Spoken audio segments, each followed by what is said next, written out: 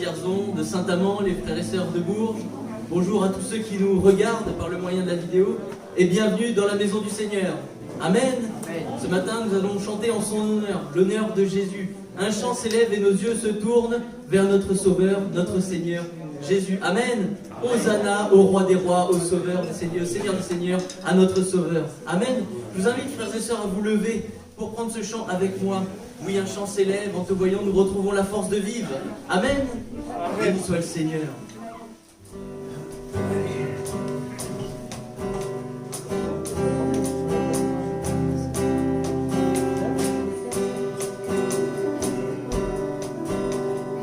Un chant s'élève, les yeux se tournent vers toi. Se tournent vers toi. L'espoir des cœurs s'ouvrir après toi. Oui, après toi. En te voyant, nous retrouvons la force de vie. Quand nous sommes dans sa présence, nos craintes fuient, elles s'enfuient. Hosanna, Hosanna, tu es le roi, le sauveur. À toi la gloire et l'honneur. Hosanna, Hosanna, nous t'accueillons parmi nous. Sois le bienvenu, ô Jésus. Entends le son des cœurs qui reviennent à toi, reviennent à toi. Dans ton royaume, les vies brisées sont restaurées, sont restaurées. En te voyant, nous retrouvons la force de vie. Quand nous sommes dans ta présence, nos craintes fuient.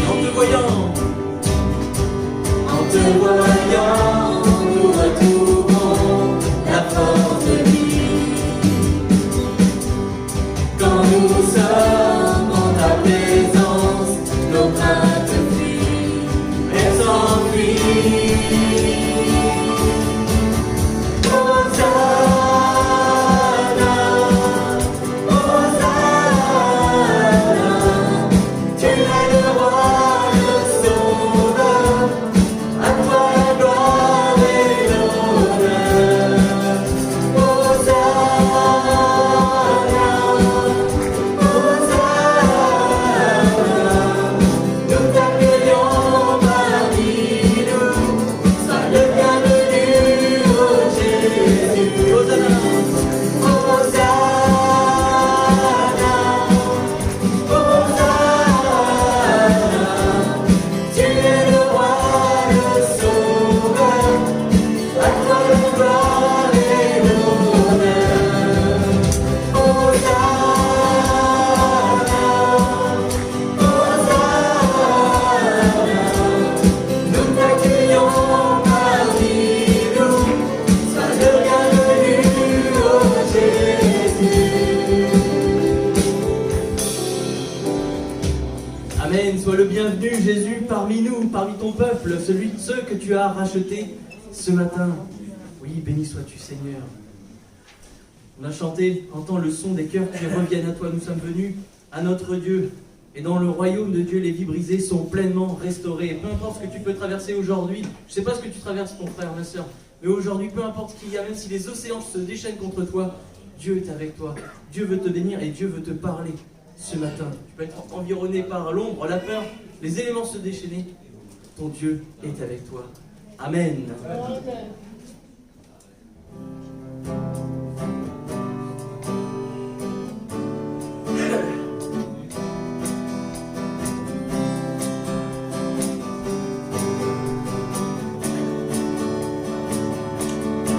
ombre et la peur peuvent m'entourer. Les éléments se déchaîner. Le Dieu de victoire se bat pour moi, pour me délivrer. Et rien ne saura lui résister, rien ne pourra le faire plier. Le Dieu de victoire a pris la croix et l'a terrassé. Le Dieu de victoire est à mes côtés, sa main me soutient au cœur du danger. Je vivrai pour lui, marchant par la foi. Le Dieu de victoire habite en moi. Le Dieu de victoire est à mes côtés, sa main me soutient au cœur du danger. Je vivrai pour lui, marchant par la foi. Le Dieu de victoire habite en moi.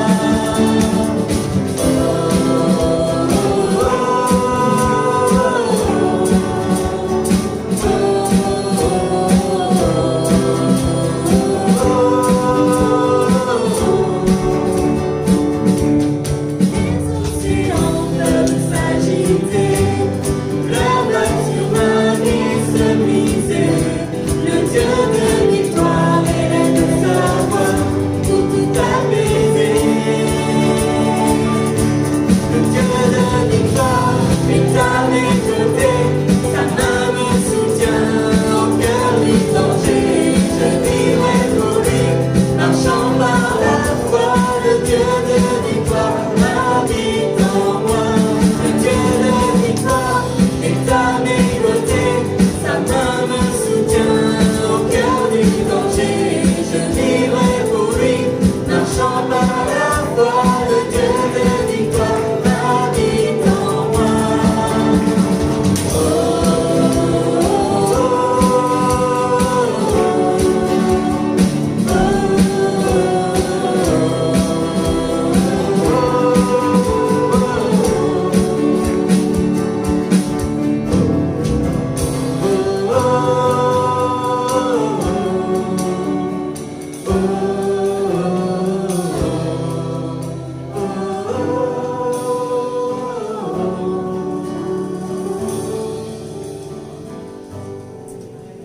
Amen. Le Dieu de victoire est à mes côtés. Amen. La lumière du monde est à mes côtés. Lui qui est venu sur terre pour porter le poids de mes fautes, le poids de mes difficultés, toutes ces choses, tous mes fardeaux, il les a portés. Je peux tout déposer aux pieds de mon Seigneur. Lui qui a quitté la gloire pour la terre, pour nous sauver. Amen.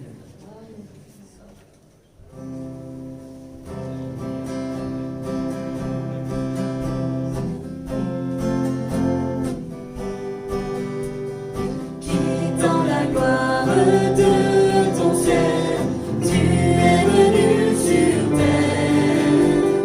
Fils aimé du Dieu éternel, tes bras tu as ouverts. Ta grâce a bouleversé toute notre humanité. Nous crions ensemble victoire. Christ est la lumière,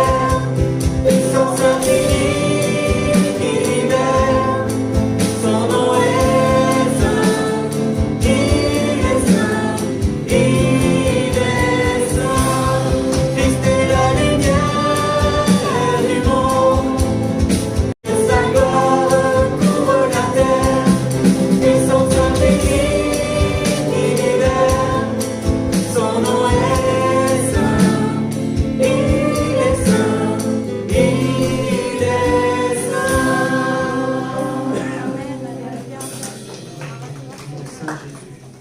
Ton nom est puissant et je suis ébloui face à cette majesté, ébahi par l'amour de Dieu. Amen.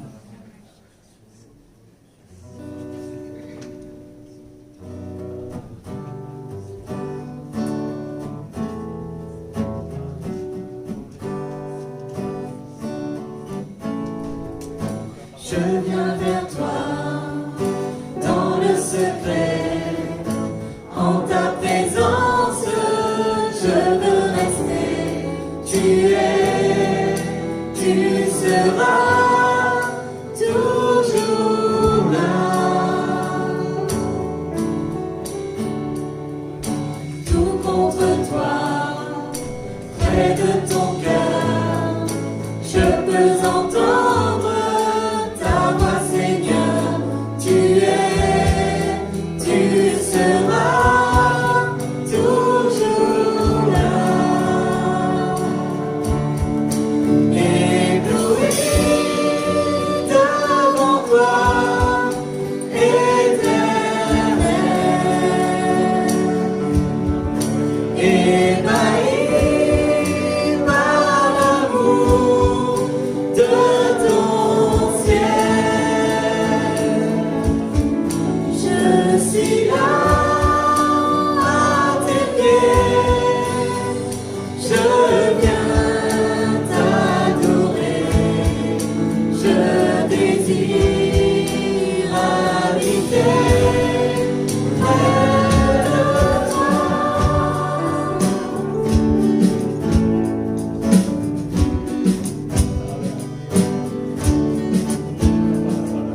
Je vois ton bras, je sens ta main, tu me protèges, tu me soutiens, tu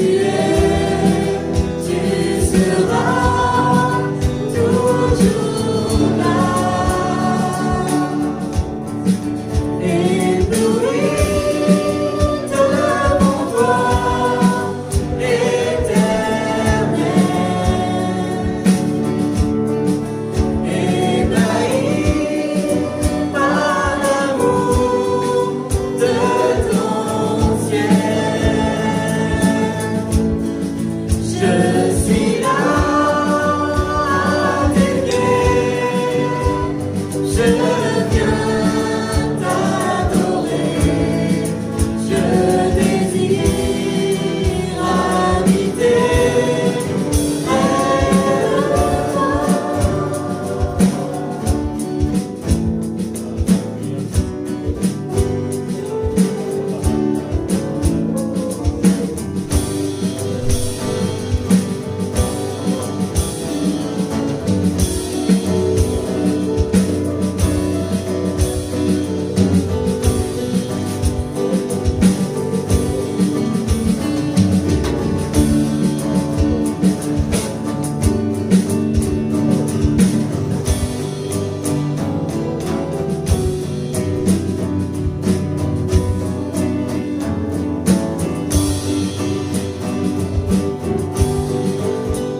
Tu es ma lumière.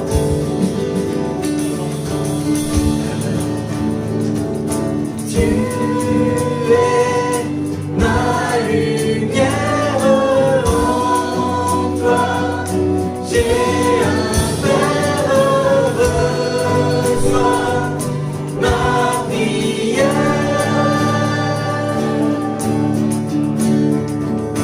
Tu es ma lumière, en toi j'ai un fervent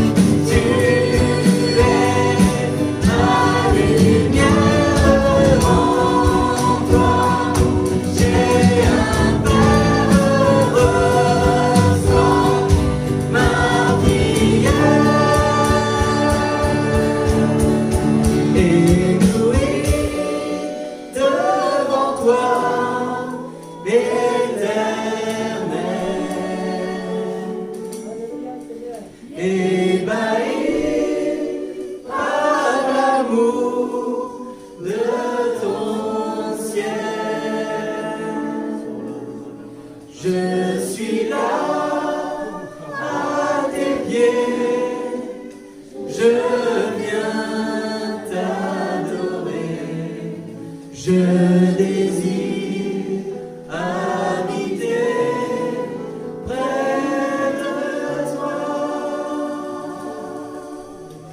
Oui, ce matin, je suis venu à tes pieds, Seigneur, parce que tu es merveilleux, tu es glorieux. Aujourd'hui, j'ai un Père dans les cieux qui prend soin de moi.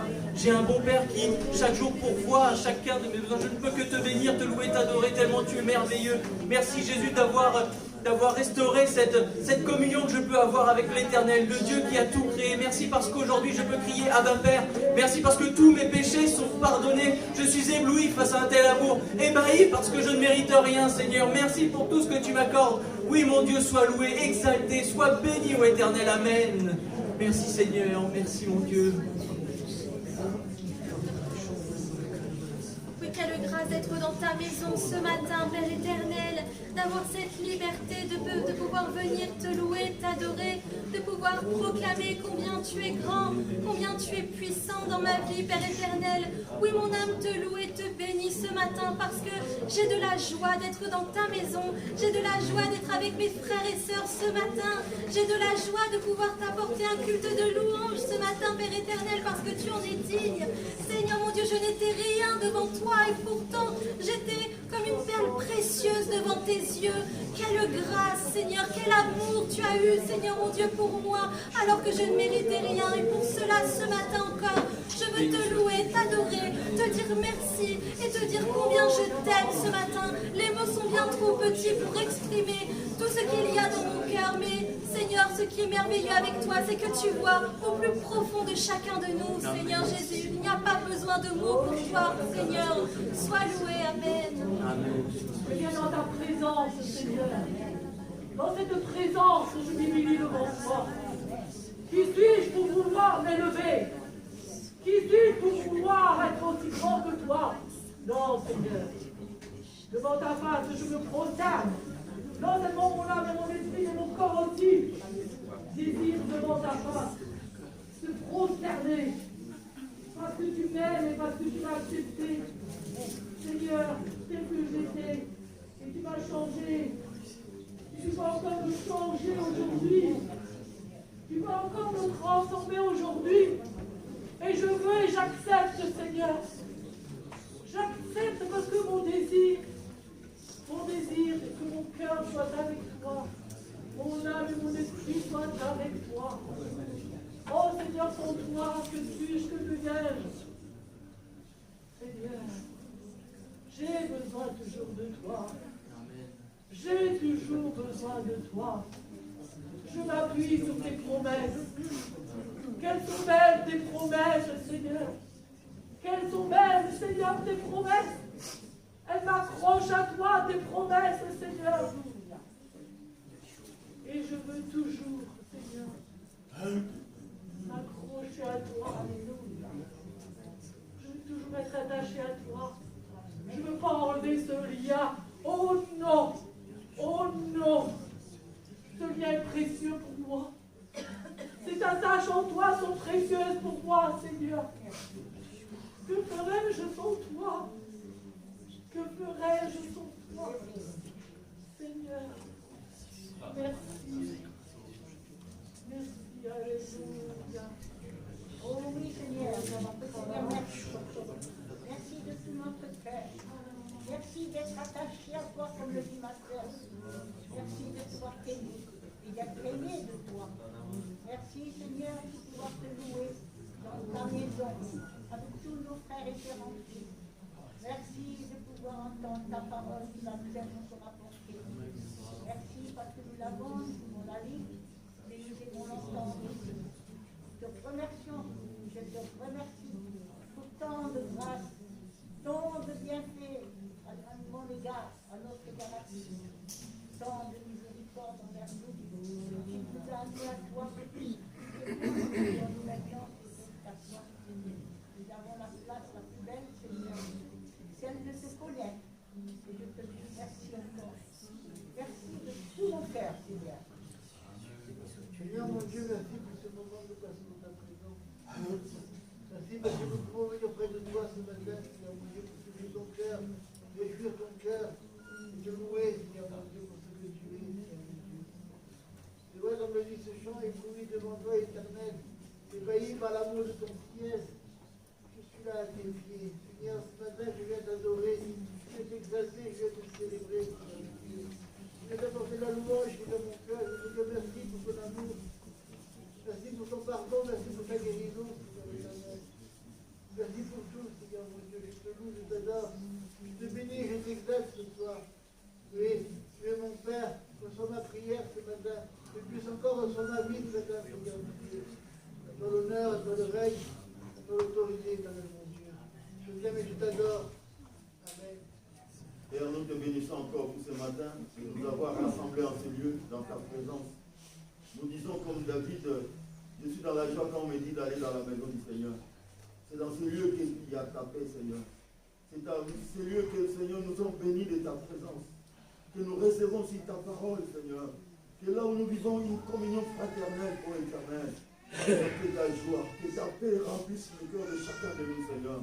Que ce matin, Seigneur, soit un matin différent, Seigneur. Un matin de délivrance, un matin de restauration, Seigneur. Un matin de repentance, ô Éternel. Un matin où nos cœurs tournent vers toi, Seigneur. Que nous plaçons notre confiance à toi. Que nous plaçons notre espérance en toi, Seigneur. Car la Bible nous dit malheur à la terre et aux habitants de la terre. Mais nous savons que nous sommes cachés en Christ Jésus. Nos vies sont cachées dans le lieu céleste. Sois béni, Père. Sois exalté, mon Dieu. Dans le nom de Jésus. Amen, Seigneur Jésus. Voilà, je me réjouis d'être avec vous encore ce matin dans la maison de Dieu. Amen. Rien ne peut remplacer la communion fraternelle. Ah, donc nous mesurons vraiment ce grand privilège d'être réunis dans le nom de notre Seigneur Jésus-Christ. Donc bien sûr, je remercie ceux qui nous suivent sur notre culte par Internet, donc addmouge.com. Donc soyez aussi les bienvenus, puisque vous ne pouvez pas vous associer à nous, mais je crois que l'Esprit de Dieu agit dans nos vies aujourd'hui, que l'on soit chez soi ou ici. Mais ici, nous avons en plus la communion fraternelle. Nous nous soutenons les uns les autres. Amen. Voilà, nous lisons le premier texte dans l'épître de Paul aux Philippiens, au chapitre 3, verset 12. L'épître de Paul aux Philippiens, chapitre 3, verset 12. Ce n'est pas que j'ai déjà remporté le prix ou que j'ai déjà atteint la perfection, mais je cours pour tâcher de le saisir, puisque moi aussi, j'ai été saisi par Jésus-Christ. Frères et sœurs, je ne pense pas l'avoir saisi, mais je fais une chose, oubliant ce qui est en arrière et me portant vers ce qui est en avant. Je cours vers le but pour remporter le prix de la vocation céleste de Dieu en Jésus-Christ. Amen. L'apôtre Paul nous parle ici du plus grand projet de sa vie, le but de son existence, l'objectif qu'il désire pleinement atteindre. C'est vrai que chacun de nous a un but dans la vie, un objectif à atteindre, un grand projet. Je vous laisse réfléchir à vous-même. Donc, qui n'a pas, on a toujours quelque chose à réfléchir, à atteindre. L'objectif, le but premier de l'apôtre Paul, c'était de remporter un prix. Pas n'importe lequel prix. Il a visé le prix le plus prestigieux. Le prix qui rapporte le plus. Le seul prix qui ne perd jamais de sa valeur. Le seul prix qui a de la valeur aux yeux de Dieu, c'est-à-dire le prix de la vocation céleste de Dieu en Jésus-Christ. Le prix de la vocation céleste, qu'est-ce que c'est? Qu'est-ce que cela veut dire? En langage biblique, c'est le salut que Dieu place devant tout homme et toute femme. C'est le but, c'est le prix que Dieu place devant tous les hommes.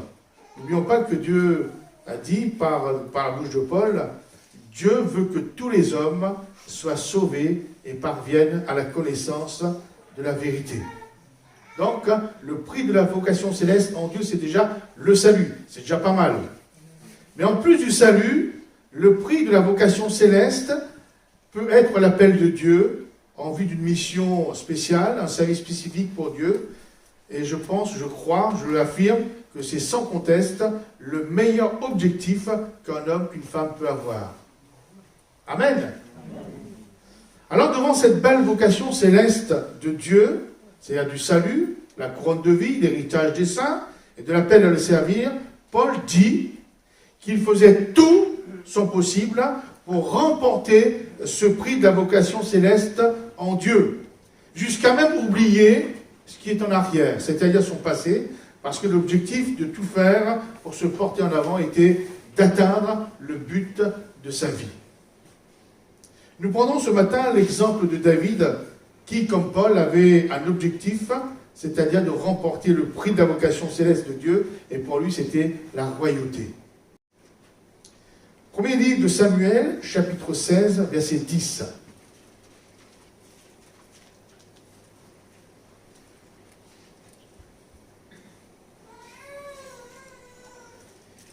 Isaïe fit passer ses 7 fils devant Samuel, et Samuel dit à Isaïe, « L'Éternel m'a choisi, n'a choisi aucun d'eux. » Puis Samuel dit à Isaïe, « Sont cela tous tes fils ?» Et il répondit, « Il reste encore le plus jeune, mais il fait paître les brebis. » Alors Samuel dit à Isaïe, « Envoie-le chercher, car nous ne nous placerons pas avant qu'il ne soit venu ici. » Isaïe l'envoya chercher, or il était blond, avec de beaux yeux et une belle figure. L'Éternel dit à Samuel, « Lève-toi, oins-le, car c'est lui. » Samuel prit la corne d'huile et éloignit au milieu de ses frères.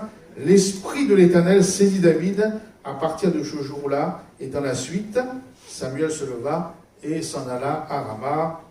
Amen. Nous voyons ici que David avait été choisi, appelé et oint par Dieu pour un but, une mission, une vocation, c'est-à-dire devenir roi du peuple d'Israël, peuple de Dieu. Du point de vue spirituel, il devait en réalité devenir le berger du peuple de Dieu.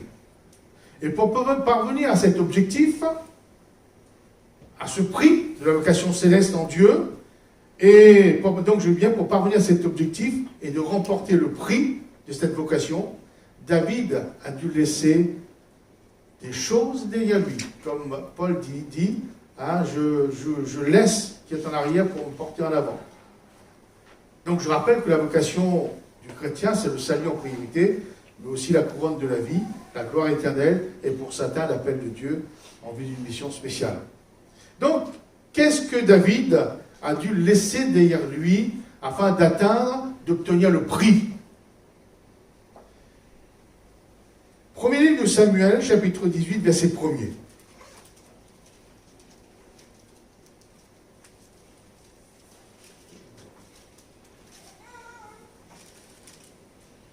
David avait achevé de parler à Saül, et dès lors, l'âme de Jonathan fut attachée à l'âme de David, et Jonathan l'aima comme son âme. Ce même jour, Saül retint David et ne le laissa pas retourner dans la maison de son père. Jonathan fit alliance avec David parce qu'il l'aimait comme son âme. Il ôta le manteau qu'il portait pour le donner à David, et il lui donna ses vêtements, de même son épée, son arc et sa ceinture. Donc voyons vraiment une amitié extrême qui se lie entre ces deux hommes, ces deux jeunes gens. Nous continuons notre lecture dans le premier livre de Samuel, chapitre 20, au verset 42.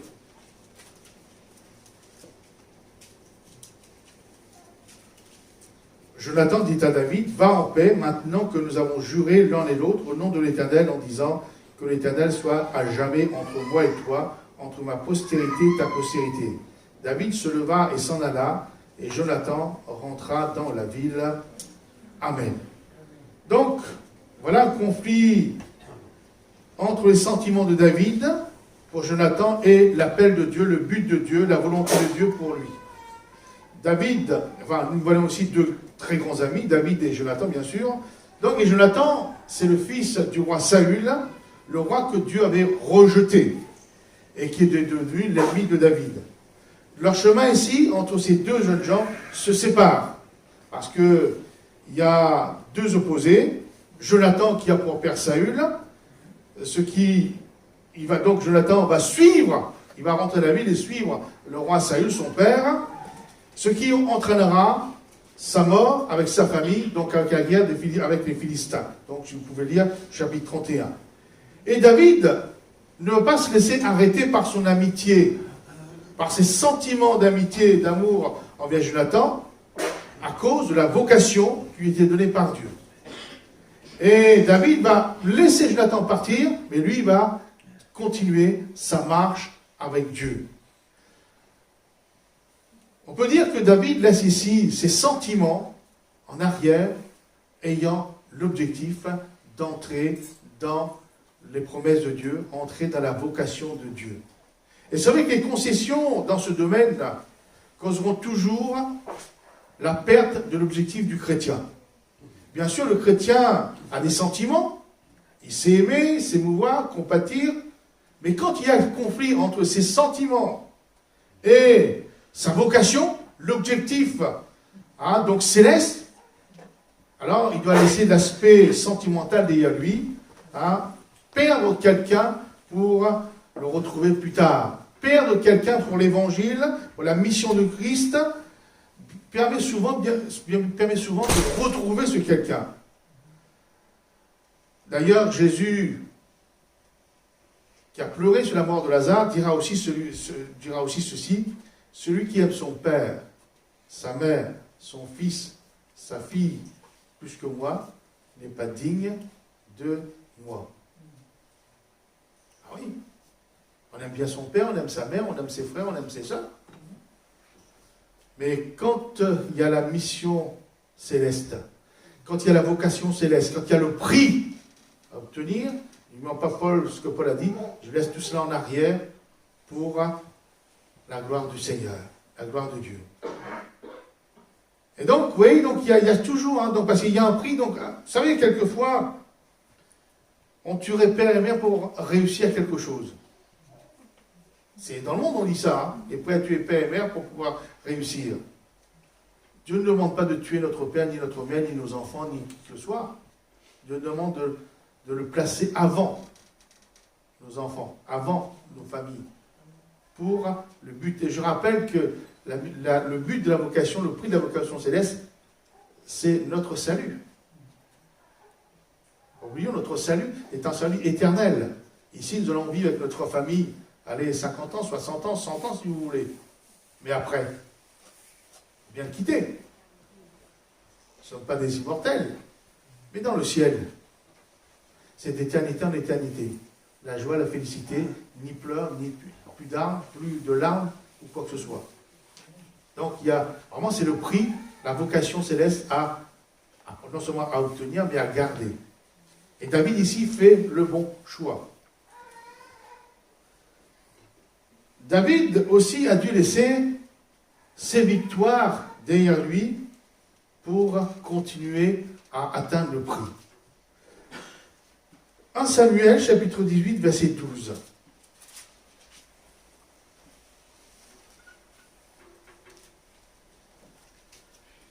Saül craignait la présence de David parce que l'Éternel était avec David et s'était retiré de lui. Il l'éloigna de sa personne et il l'établit chef de 1000 hommes. David sortait et rentrait à la tête du peuple. Il réussissait dans toutes ses entreprises et l'Éternel était avec lui. Saül, voyant qu'il réussissait toujours, avait peur de lui. Mais tout Israël et Juda aimaient David parce qu'il sortait et rentrait à leur tête. David sortait et rentrait à leur tête du peuple pour combattre et il réussissait dans ses entreprises. Amen. David connaissait la première grande victoire, enfin la première, peut-être pas la première, parce qu'il avait vaincu le lion, l'ours. Il faut le faire déjà. Mais disons que David avait aussi vaincu le grand Goliath, le géant Goliath. Et il ne s'était pas laissé griser par cette victoire contre Goliath, là où il s'était fait connaître, là où il avait fait ses preuves, là où il s'était fait un nom. Rappelez ce refrain que les jeunes filles et les jeunes femmes d'Israël disaient: Saül a battu 1000 hommes, mais David 10 000. David s'était fait une renommée, c'était une très grande victoire sur ce fameux Goliath. Mais David n'a pas voulu vivre sur ses acquis, sur son acquis. Il n'a pas voulu vivre sur cette victoire au point de ne plus en désirer d'autres. Il a laissé cette victoire en arrière et il a continué, puisqu'il est dit, à chaque fois, il sortait la tête du peuple d'Israël pour combattre et il réussissait. Il sortait et réussissait. Il m'a dit maintenant, ça y est, hein, j'ai fait mon temps, j'ai eu mes victoires, j'ai fait mes preuves, maintenant on calme. Pour nous, c'est la même chose, mes frères et mes sœurs. Il ne s'agit pas de nous arrêter à une bénédiction, à une victoire, mais il nous en faut de nouvelles. Pour, toujours pareil, avoir en vision le prix de la vocation céleste en Christ. Nous ne devons pas nous contenter de vivre sur nos acquis, sur le passé. Autrefois, la vie chrétienne ne se vit pas au passé, parce que nous avons un Dieu vivant, au présent, celui qui suit. Je suis celui qui suis. Il est toujours. Demain, il dira, je suis celui qui suis. Hier, il était, mais après-demain, là, il est celui qui suit. Présent. Donc, après chaque victoire, après nos victoires, il nous faut, bien sûr, après avoir rendu grâce à Dieu, savoir laisser cette victoire derrière nous et aller de l'avant pour obtenir de nouvelles et des plus grandes afin d'atteindre l'objectif, le prix de la vocation céleste. Amen. Tout ça, vous voyez, donc si vous avez compris hein, que le prix de la vocation céleste, c'était vraiment quelque chose on peut dire, de valeur. Le prix, arriver dans le ciel de gloire, avoir la couronne de vie. C'est ça le but. C'est pas dire j'ai été sauvé pendant toute ma vie, puis au dernier moment c'est fini, ou bien quelques mois avant c'est fini. Non, c'est ça, c'est toujours avoir en vision, et à ce moment-là on avance. David a dû laisser aussi la vengeance et la colère afin de poursuivre et de rentrer dans le prix de sa vocation que nous connaissons. Premier livre de Samuel, au chapitre 26, verset 7.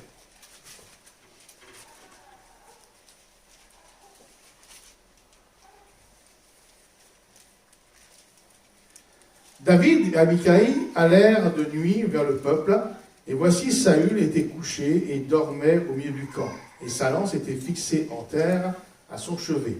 Abner, le peuple, était couché autour de lui.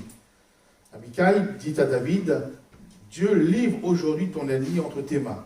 Laisse-moi, je te prie, le frapper de ma lance et le clouer en terre d'un seul coup, pour que je n'ai plus à y revenir. » Mais David dit à Abicaï, « Ne le détruis pas, car qui pourrait impunément porter la main sur loin de l'Éternel ?» Il faut y réfléchir, ça, porter la main sur l'Éternel. Quelquefois, enfin je ne parle pas d'ici, quelqu'un n'est pas d'accord avec le pasteur, mais vous voyez, David, pourtant il pouvait tuer Saül. Saül voulait le tuer. Mais là, hein, quelqu'un, voilà, c'est. David dit, l'Éternel, car, je reviens à mon verset, car qui pourrait impunément porter la main sur loin de l'Éternel? Et David dit, l'Éternel est vivant, c'est à l'Éternel seul à le frapper, soit que son jour vienne et qu'il meure, soit qu'il descende sur un champ de bataille et qu'il y périsse.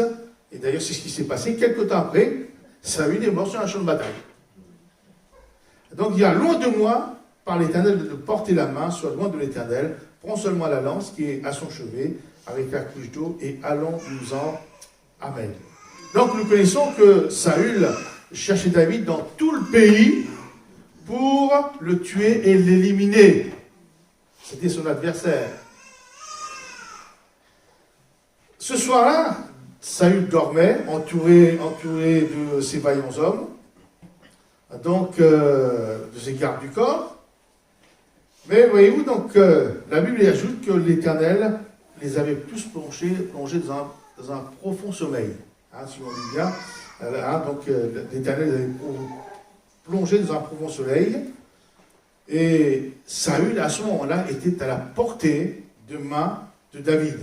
Et David, en le tuant, pouvait tout de suite se faire justice, de se venger, et être tranquille. Parce que n'oublions pas que Saül courait derrière lui pour le tuer. Hein.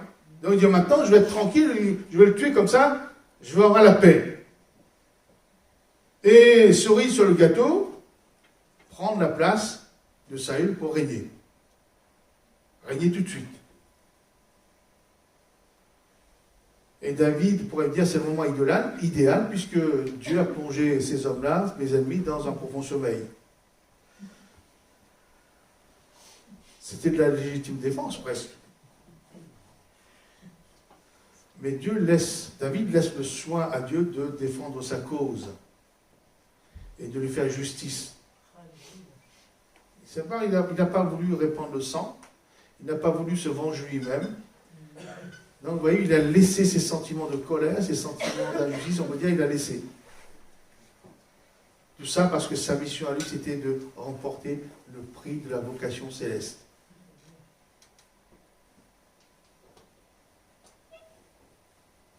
David, si on va continuer un petit peu, a dû laisser ses traumatismes derrière lui pour se porter vers ce qui est en avant le but de la royauté que Dieu lui avait promise. Qui n'a pas eu de traumatisme à un moment ou à un autre? Qu'il soit enfant, jeune, adulte, jeune femme dans la famille, jeune homme ou père de famille, qui n'a jamais eu de traumatisme? Ou même dans l'église. Quelquefois, il y a des incidents. Là, on est traumatisé. Et quelquefois, on est tellement traumatisé qu'on s'arrête, ça s'arrête net notre vie spirituelle, et on quitte même l'église. Traumatisé par les épreuves. C'est-à-dire, je suis chrétien, je ne comprends pas pourquoi tu veux passer par telle et telle épreuve. Combien c'est dur. David aurait pu. Mais non, il y avait le prix de la vocation céleste en vision. C'est ce qu'il voulait, atteindre le but, remporter le prix. Premier livre de Samuel. Premier livre de Samuel. Je regarde si j'ai le temps. Voilà. Premier livre de Samuel, chapitre 30, verset 3.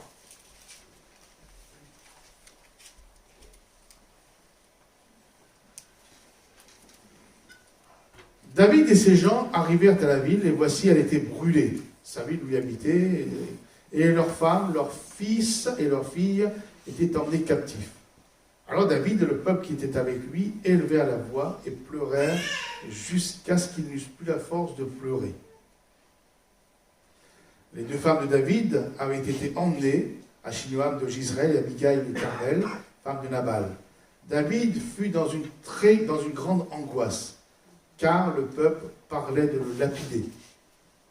Parce que tous avaient de l'amertume dans l'âme, chacun à cause de ses fils et de ses filles. Mais David reprit courage en s'appuyant sur l'Éternel son Dieu, et dit au sacrificateur Abiatar, fils d'Achimélec, apporte-moi donc l'éphod. Abiatar apporta l'éphod à David, et David consulta l'Éternel en disant, poursuivrai-je cette troupe, l'atteindrai-je? L'Éternel lui répondit, poursuis, car tu atteindras et tu le délivreras. Et David se mit en marche, lui et les 600 hommes qui étaient avec lui. Ils arrivèrent au torrent de Besor, où s'arrêtèrent ceux qui restaient en arrière. David continua la poursuite avec 400 hommes. 200 hommes s'arrêtèrent, trop fatigués pour passer le torrent de Besor. Amen. Et bien sûr, David va ramener tout le peuple dans la ville. Bien sûr, il a perdu la ville, les maisons étaient brûlées, mais il a pu sauver toutes les familles de sa ville. Donc nous voyons aussi, David se trouve dans l'épreuve. Sa famille, sa femme, ses enfants ont été emmenés captifs. Il s'agit ici de la perte de la cellule familiale, si on peut dire. Donc, pleurs, une grande angoisse, amertume. Et c'est vrai que ce genre d'épreuve peut nous faire douter de la puissance de Dieu. Peut nous faire arrêter notre marche. Et nous faire oublier les promesses de Dieu. Oublier le but qu'on s'est fixé. Oublier le prix à remporter. Et je ne jette pas la pierre, ceux qui ont passé outre. Donc c'est vrai que le diable savait que David devait être le roi du peuple d'Israël, un homme selon le cœur de Dieu, un homme qui allait faire toutes les volontés de Dieu. Et bien sûr, le diable cherche par tous les moyens à faire sortir David de sa vocation, de son appel et de son salut. Moi j'aime bien, c'est quand David dit, il reprit courage en l'Éternel. David avait reçu la promesse de la part de Dieu. Il n'avait rien cherché, David. C'est Samuel qui est venu dans sa famille chercher quelqu'un pour loin comme roi, et Dieu va dire, c'est David. Vous voyez, David n'avait rien demandé. Donc, David avait reçu de Dieu cette promesse, la mission, la vocation de régner sur Israël, d'être le berger et non d'être lapidé. Oui ou non? Ah oui, il a reçu la promesse qu'il allait devenir roi. Il n'était pas encore roi, il pouvait. Donc, il y avait quelque chose qui ne colle pas. Donc, c'est pour cela que David a repris courage en s'appuyant sur Dieu, parce que la promesse était pour qu'il règne un jour. Donc, comme il n'était pas encore roi, il ne pouvait pas mourir. Il ne pouvait pas mourir lapidé. C'est comme les disciples dans la barque avec Jésus. Jésus dormait et il avait le tourbillon, la tempête était là, la barque était presque en train de couler, mais Jésus était tranquille. Jésus était fait pour mourir sur le bois de la croix et non pas de mourir noyé, oui non. Mais quelquefois, quand on a des promesses comme ça, on dit Seigneur, mais tu m'as dit ça, donc il n'y a pas de souci. Et ici, David reprend courage en s'appuyant sur Dieu parce que la promesse était qu'il devienne roi et non pas qu'il meure lapidé avant. Vous voyez, quelquefois, il faut faire réagir son intelligence spirituelle. Et donc, le danger pour le chrétien, c'est d'oublier la promesse, d'oublier le prix de la vocation céleste et de se laisser enfoncer par les difficultés. Le danger pour le chrétien, c'est de s'apitoyer sur son sort, de se laisser arrêter par les difficultés familiales, de tout perdre, au lieu de s'appuyer sur Dieu et d'exercer sa foi dans la promesse de Dieu. Amen. Vous savez, juste joue une parenthèse. Vous savez qu'Abraham, à qui Dieu avait dit, je ferai de toi le père d'un grand nombre de nations. Oui ou non?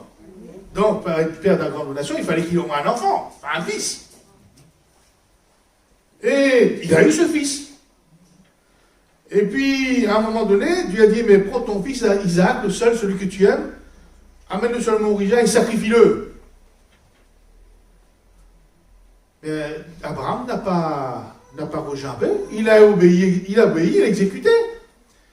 Donc il pensait, donc pour lui, il dit, donc Dieu a dit qu'il sera père d'un grand nombre de nations, Dieu demande de tuer le seul fils qu'il a, mais dans son esprit, Dieu allait ressusciter Isaac, puisqu'il fallait qu'il soit père d'un grand nombre de nations. Vous voyez mes frères et mes soeurs, il y a des promesses que Dieu nous a données, il faut s'appuyer dessus. Ou Dieu ne change pas d'habit, comme de chemise. La promesse de Dieu, elle est oui et amen. Et c'est pour cela que les chrétiens que nous sommes, nous pouvons s'en sortir parce que nous comptons, nous croyons que Dieu va agir, va manifester sa grâce dans la promesse qu'il nous a donnée. Et c'est pour ça que je dis, Abraham, sans crier au scandale, sans quoi que ce soit, il va amener son fils Isaac pour le tuer parce qu'il croyait que, du fait qu'il allait perdre une grande nation, son fils Isaac allait ressusciter, Dieu allait faire quelque chose. Donc, vous voyez, il nous faut aussi laisser dire à nous, eh bien, nos difficultés, nos épreuves, pour continuer, même dans nos épreuves, dans nos difficultés, à avoir les yeux fixés. David a dû laisser aussi les péchés des autres derrière lui et pardonner les péchés des autres pour arriver au but et entrer dans la promesse et la bénédiction de Dieu, obtenir le prix. C'est pas facile le pardon. C'est pas facile, hein? Mais n'empêche que si nous ne pardonnons pas, il est dit que Dieu ne pardonne pas non plus. Ah, c'est compliqué. Deuxième livre de Samuel, chapitre 1er, verset 23.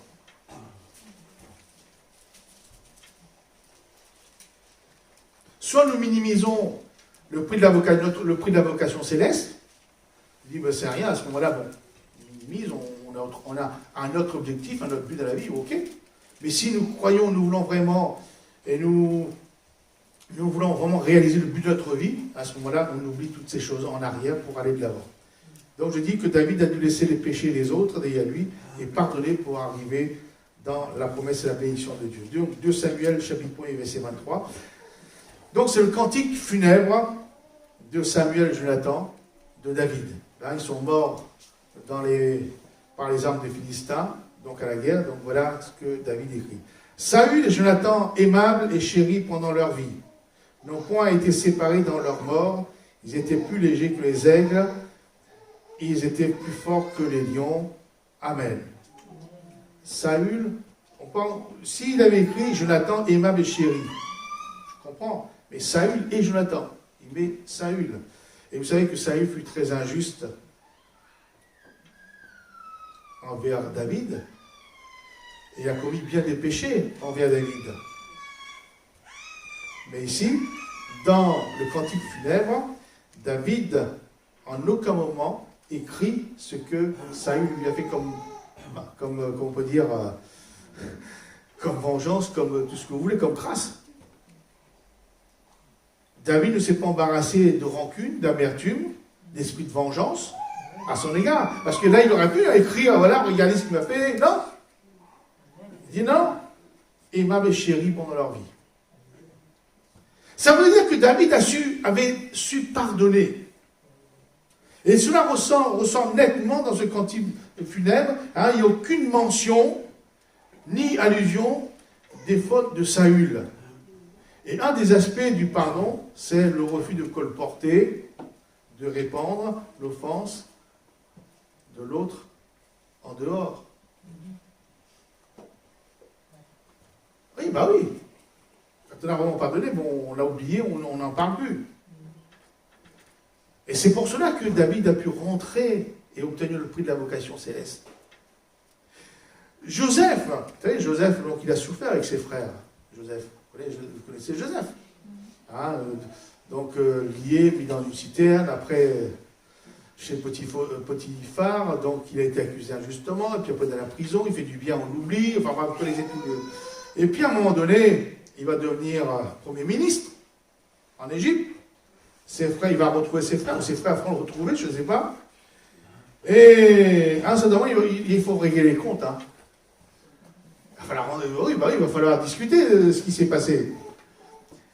Dans le livre de la Genèse, je le lis rapidement, 45 verset 1, il dit que Joseph ne pouvait plus se contenir devant tous ceux qui l'entouraient. Il s'écria, parce qu'il voulait se faire connaître à ses frères quand même, et réellement, faites sortir tout le monde, et il ne restera personne avec Joseph quand il se fit connaître à ses frères. Joseph, pour régler les comptes de la famille, a enlevé tous les étrangers. Pas que le linge sale se lave en famille. Et là, c'est pas pour que le peuple inconverti sache ce qui s'est passé exactement. C'est quand même une bonne chose. Hein. Le péché, ça sera avec les personnes en cours. Et donc, il ne faut pas colporter à droite à gauche. Et donc, vous voyez, donc David a su, comment laisser le péché des autres derrière lui, laisser oublier les fautes, les erreurs, pour entrer et obtenir le prix de la vocation céleste. C'est pas facile, mes frères et mes sœurs. Parce que nous sommes tous humains. Hein. Je sais qu'en Normandie, on disait où j'ai vécu longtemps, je te garde un petit chien de ma chaîne. Oui, je te pardonne, mais je te garde un petit chien de ma chaîne quand même. Ouais, c'est-à-dire que, bon, c'est bon, mais quand même, hein, on oublie, mais sans vraiment oublier. Mais je ne crois pas que, heureusement, Dieu n'agit pas comme cela.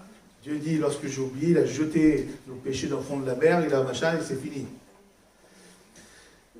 Donc voilà une chose que David a, donc le péché des autres, les erreurs des autres. Et David a dû laisser aussi ses propres péchés. Ah oui, ses propres péchés, ses propres erreurs, pour continuer à aller de l'avant et afin d'obtenir le prix de la vocation céleste. Bon, le temps passe. Vous connaissez, lorsque David, au lieu d'aller à la guerre, est resté à Jérusalem, dans son palais, qu'il a vu la belle Bathsheba, qu'il l'a enlevée, l'a couché avec elle, et puis en plus, comme elle est tombée enceinte, il a fait tuer son mari à la guerre. Vous connaissez ça, c'est malheureusement. Hein, et donc, aussitôt, son péché dévoilé, il va demander pardon. Il va écrire le psaume 51, que nous connaissons en tant que chrétiens. Donc il a pleuré, il a écrit comme Seigneur, ne me retire pas ton esprit. Hein, nous connaissons ça. Et David ne s'est pas laissé paralyser par son péché. Il a, une fois demandé pardon, il a continué. Et c'est surtout le but de sa vie, c'était Seigneur, ne me retire pas ton esprit saint. Parce qu'il désirait rester dans la communion, dans la présence de Dieu. Et donc, voyez-vous, il a pu laisser cela pour aller de l'avant. Et c'est vrai j'aime bien en plus ces paroles qu'il écrit dans les psaumes. Seigneur, pardonne ce que j'ignore. Parce que quelquefois on se croit bien, et nous ignorons que nous avons fait mal. Pardonne ce que j'ignore. Et donc, vous voyez, David a laissé tout, même le péché des hommes, mais les siens aussi, parce que quelquefois on est tellement, comment je vais dire, atteint par le mal qu'on a fait, qu'on ne se pardonne pas. Voilà.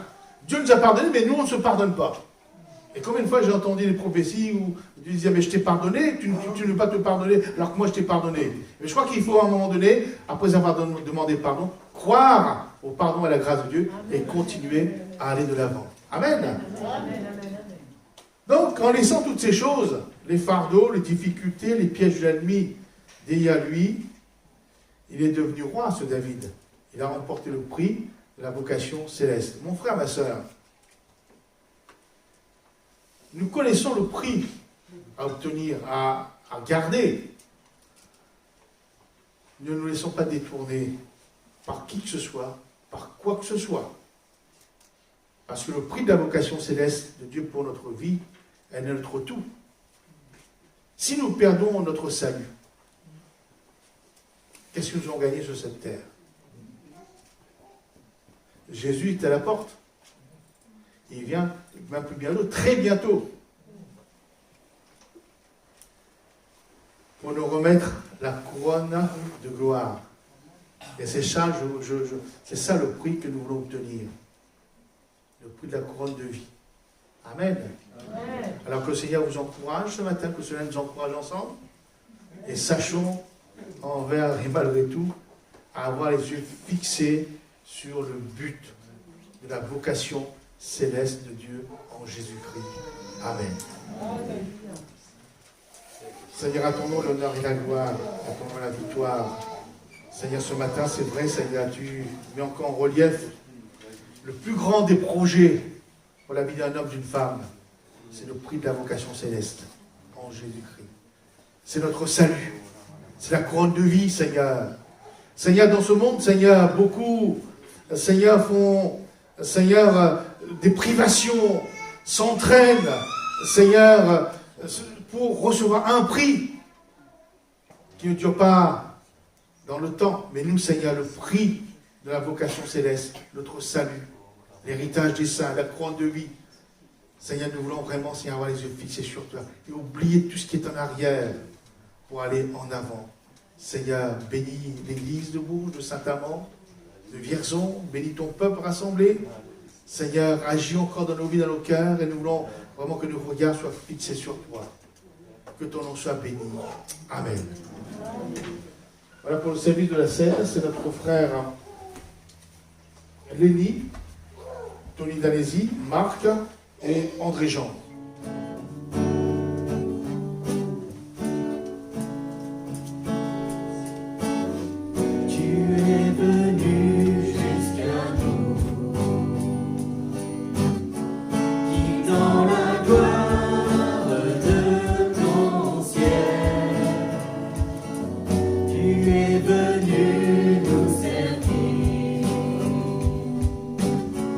Donnant ta vie pour nous serviteur.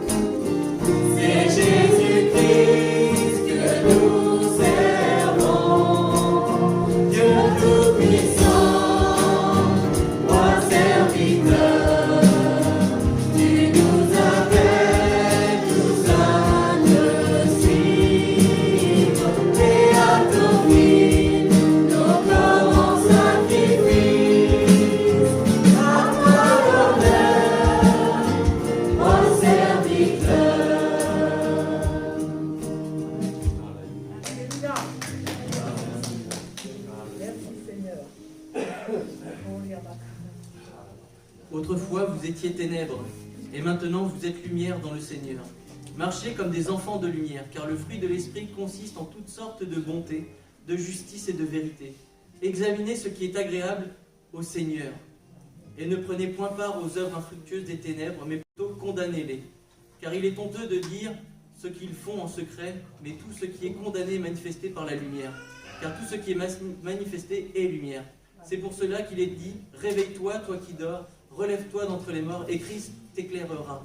Prenez donc garde de vous conduire avec circonspection, non comme des insensés, mais comme des sages. Rachetez le temps, car les jours sont mauvais. C'est pourquoi ne soyez pas inconsidérés, mais comprenez quelle est la volonté du Seigneur. Ne vous enivrez pas de vin, c'est de la débauche. Soyez au contraire remplis de l'esprit. Entretenez-vous par des psaumes, par des hymnes et par des cantiques spirituels, chantant et célébrant de tout votre cœur les louanges du Seigneur. Rendez continuellement grâce pour toutes les choses à Dieu le Père, au nom de notre Seigneur Jésus-Christ, vous soumettant les uns aux autres dans la crainte de Dieu. Amen. Grâce à notre frère Tony, qui demande au Seigneur sa grâce et sa bénédiction sur les éléments de la scène. Seigneur, nous voulons te remercier et nous souvenir toujours de ce que tu as accompli pour chacun d'entre nous. Seigneur, nous voulons commémorer ce saint repas jusqu'à ce que tu viennes, Seigneur, et cela nous a été rappelé. Seigneur, tu seras toujours fidèle et pour nous aussi, nous voulons être fidèles à ta parole, cette communion avec toi. Merci pour ce pain et ce vin. Seigneur, qui est le repas des forts. Merci de les bénir et de bénir chacun d'entre nous dans ta grâce. Amen. Amen. Frères et mes sœurs, vous pouvez vous lever pour participer au pain et au vin, vous qui êtes baptisés par immersion et qui avez demandé pardon pour vos péchés et qui avez pardonné aussi les péchés des autres. Bénissons notre Seigneur, louons-le de tout notre cœur pour le prix de la vocation céleste qui nous attend.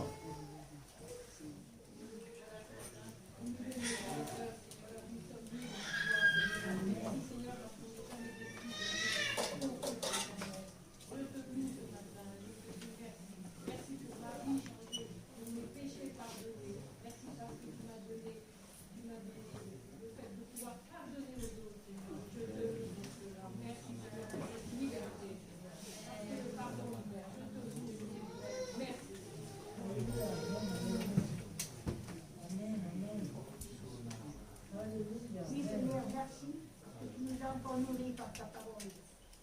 Merci pour ce pain et ce vin encore que nous pouvons prendre. C'est parce que tu es amour, Seigneur, que nous pouvons le prendre. Je peux le prendre. Parce que tu es amour, Seigneur, par ta mort sur la croix. Je peux, par ton pardon pour moi, que je peux prendre ce pain et ce vin. Je te remercie de tout mon cœur. Je te remercie de toute mon âme, pour tout ce que j'ai entendu, pour tout ce que je vois. Tu me vivifies encore, que je peux aller de l'avant. Je te remercie, Seigneur. Merci. Seigneur, je te remercie parce que tu es un Père sur qui je peux compter. Je te remercie parce que même dans les difficultés, tu es à mes côtés. Et je te remercie pour le soutien, Seigneur, que tu m'apportes.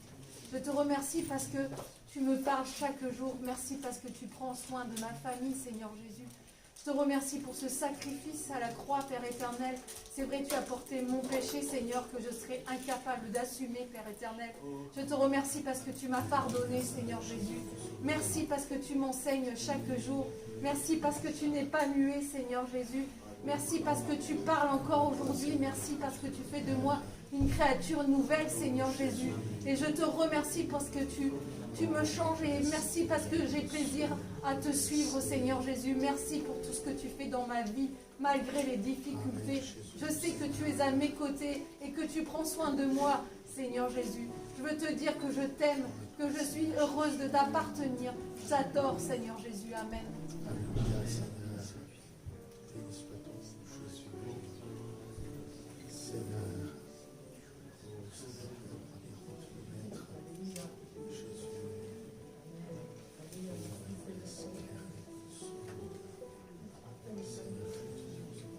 Seigneur, pour ta présence, pour ton Saint-Esprit qui agit.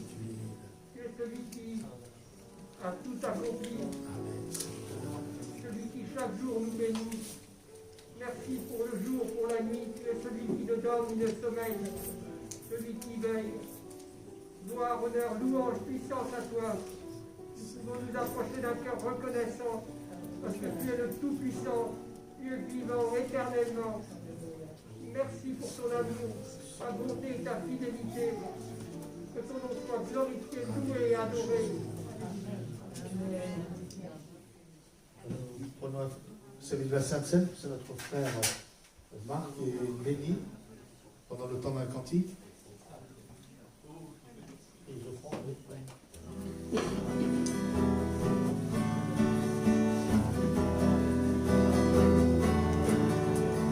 Acclamez Dieu, gens du monde entier, et célébrez son nom glorieux.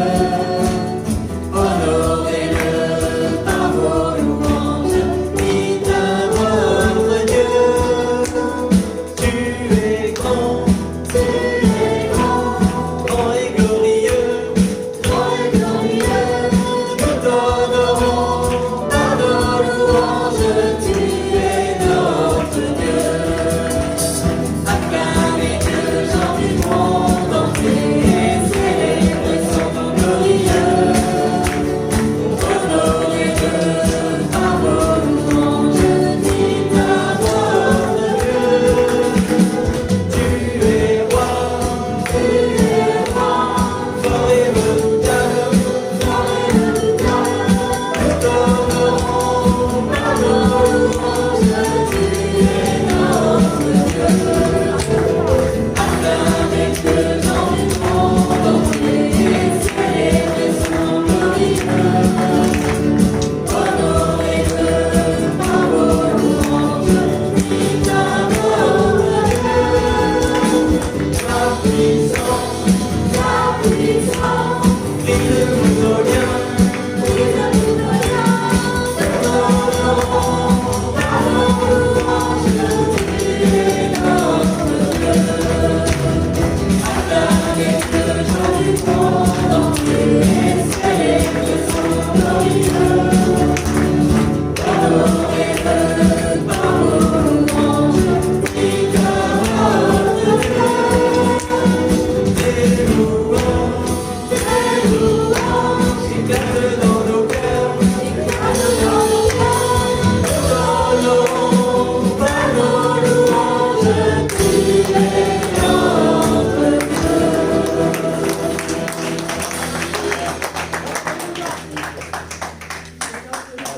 Nous te rendons grâce, Seigneur, pour tout ce que tu as fait pour tes enfants. Merci pour ta parole que tu nous donnes aujourd'hui.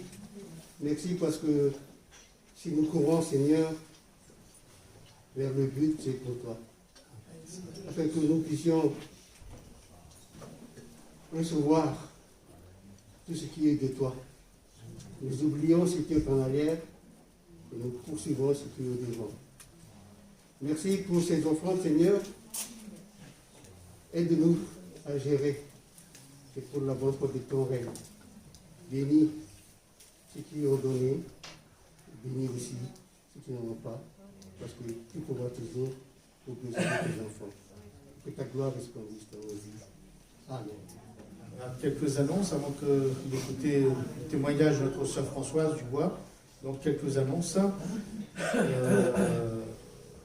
Donc pour le service de ménage, donc comme on appelle listing, on n'a pas de liste, puisqu'on n'est pas vraiment en confinement. Donc j'ai pensé à notre sœur Janine Verbruge, notre sœur Véronique Pousset et notre sœur Sylvie Lassure. Donc il faut bien faire le ménage de temps en temps. Malheureusement, donc comme on a un stade, on ne sait pas qui est là, qui n'est pas là, donc je suis obligé de faire avec. Donc pour le ménage. Aussi, donc, comme d'habitude, donc mardi prochain, donc la retransmission du culte de l'église de Thiers, donc mardi à 19h, donc et jeudi, notre réunion de prière par visioconférence à partir de 18h30. Donc. Et bien sûr, dimanche prochain, notre culte à Vierzon, 10h, le culte à Bourges, 10h, le culte à Saint-Amand à 9h30. Donc, nous, vraiment, je rends grâce au Seigneur pour cette liberté, cette possibilité que nous avons de nous rassembler. Amen. Je pense à nos frères de Dunkerque, nos frères de Lille, de Nice, donc de Cannes, enfin toute la côte, rien. Et j'ai entendu ce matin que le Premier ministre doit discuter avec les gens du Bouches-du-Rhône, enfin les maires, etc., pour aussi voir s'il y a confinement ou pas. Enfin, nous, par la grâce de Dieu, on avance. Donc, merci au Seigneur pour son œuvre. Et nous apprécions vraiment cette liberté. Vous savez, la communion fraternelle, le partage. Et c'est là où Dieu répand sa bénédiction, la vie pour l'éternité. Et je ressens cela, enfin, je sais pas, mais vraiment, je bénis le Seigneur. Donc, Et on va chanter la grâce de Dieu. Qui brise le pouvoir du mal de la mort, c'est notre Dieu. Oui, quelle grâce incomparable, quel amour infini pour chacun de nous. Frères et sœurs, je vous invite à vous lever. On va respecter les temps, mais on partira plus vite comme ça. Ce sera bon.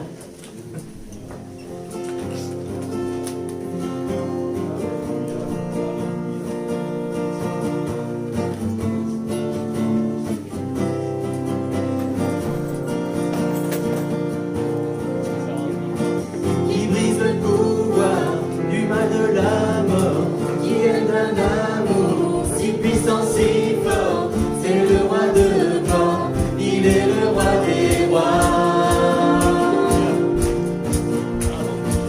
Qui secoue la terre par un saint tonnerre, qui nous émerveille par tant de mystères, c'est le roi de gloire, il est le roi des rois. Quelle grâce incomparable, quel amour infini, que tu aies pris ma croix, que tu sois mort pour moi,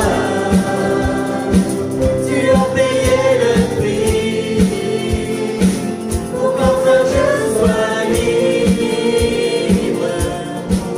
Oh Jésus, je te chante pour ce que tu as fait. Il ramène la paix dans la confusion, change les orphelins en fils et en filles. C'est le roi de gloire, il est le roi des rois.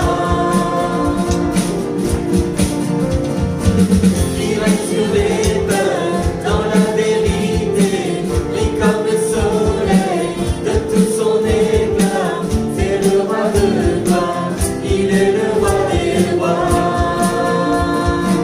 Quelle grâce incomparable, quel amour infini, que tu aies pris ma croix, que tu sois mort pour moi, tu as payé le prix, pour qu'enfin je sois libre. Oh Jésus, je te chante pour ce que tu as fait. Digne est l'agneau immolé, digne est le roi vainqueur sur la mort, digne est l'agneau immolé, digne est le roi vainqueur sur la mort, digne est l'agneau immolé, digne est le roi vainqueur sur la mort, digne est l'agneau immolé, digne est le roi vainqueur. Quelle grâce incomparable, quel amour infini, que tu aies pris ma croix, que tu sois mort pour moi, tu as payé le prix, pour qu'enfin je sois libre. Oh Jésus, je te chante pour ce que tu as fait. Quelle grâce incomparable, quel amour infini, que tu aies pris ma croix, que tu sois mort pour moi, tu as payé le prix, pour qu'enfin je sois libre. Oh Jésus, je te chante pour ce que tu as fait. Amen. Que Dieu vous bénisse et vous raccompagne.